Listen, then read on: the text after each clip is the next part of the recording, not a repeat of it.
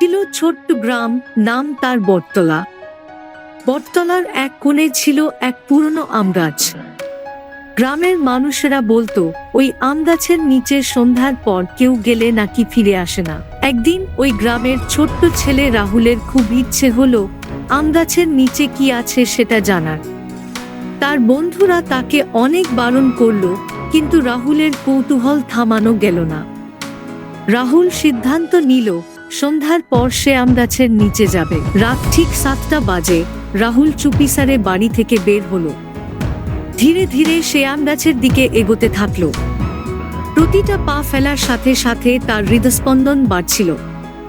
গাছের কাছে পৌঁছাতেই হঠাৎ শুনতে পেল পাতার মধ্যে যেন কারা ফিসফিস করছে। রাহুল ভয় পেল, কিন্তু থামল না। রাহুল গাছের নিচে দাঁড়িয়ে চারপাশে তাকালো। কিছুই তো নেই। হঠাৎ করেই তার পায়ের নিচে মাটি একটু নরম লাগলো। সে ভালো করে দেখলো ওখানে যেন একটা ঢাকনা আছে। রাহুল সেই ঢাকনাটা খুলতেই একটা সিঁড়ি দেখা গেল যা নিচে নামছে।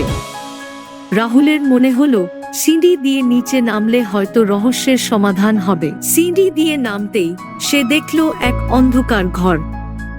ঘরের মধ্যে এক বুড়ো মানুষ বসে আছেন, চোখে পুরো চশমা। বুড়ো মানুষটি বললেন, কি খুঁজছো বাছা? রাহুল অবাক হয়ে জিজ্ঞাসা করলো, আপনি কে? আমি এই গাছের রক্ষক। যারা এখানে আসে তাদেরকে সাহায্য করি সত্য খুঁজে পেতে। রাহুলের ভয় কেটে গেল। সে জানালো সে শুধু কৌতূহল থেকে এসেছিল। বুড়ো মানুষটি বললেন, তুমি সত্য জানার সাহস দেখিয়েছ। এবার সময় হয়েছে তোমার জন্য একটি উপহার দেয়ার। বুড়ো মানুষটি একটি ছোট্ট বক্স দিল রাহুলের হাতে। এটা খুলে দিন। রাহুল বক্স খুলতেই দেখলো একটা ছোট্ট কাগজ। তাতে লেখা, সাহসী হৃদয় সবসময় সত্যের পথ খুঁজে পায়। রাহুলের মনে শান্তি এলো। সে বুড়ো মানুষটিকে ধন্যবাদ জানিয়ে সিঁড়ি বেয়ে ওপরে উঠে এলো এবং রাহুল গ্রামে ফিরে আসলো। আর কাউকে কিছু বলল না।